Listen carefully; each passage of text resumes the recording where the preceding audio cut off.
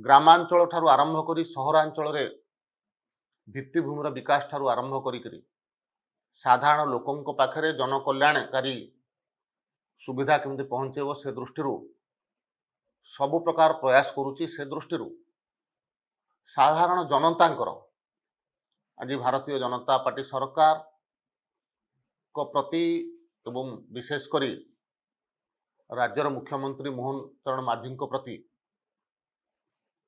ପ୍ରବଳ ଭଲ ପାଇବା ବଢ଼ି ଚାଲିଛି।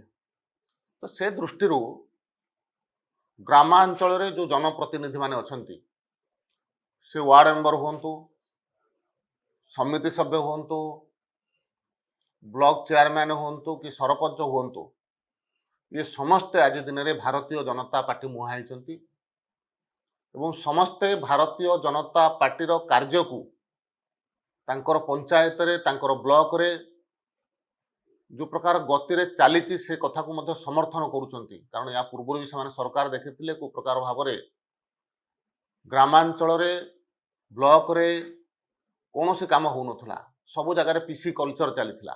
किंतु आज जो प्रकार भाव रे ग्रामांचल विकास होउची, जो प्रकार भाव रे ग्रामांचल विकास पई सरकार तरफ विभिन्न योजना रे पैसा जाउची, से दृष्टि समस्तंकर आज भारतीय जनता पार्टी मुहां होइछंती।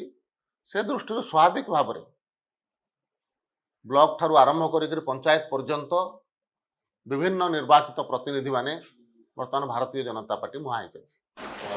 सरकार सेप्टेम्बर को 1.5 वर्ष पूरे बसलानी एपर्यंत कॉर्पोरेशन में लिस्ट आसपन काहे विलंब होची, समस्या कोठ रहउची? देखंतु वर्तमान किछि तालिका आपण मानक पाखरे दिने 2 दिन हला पहुंचबा आरंभ होइथिबो। 5-7 दिन 8 दिन पूर्व विभिन्न कथा आरंभ होइछि। बहुत जल्दी समस्त काम समाप्त होबो।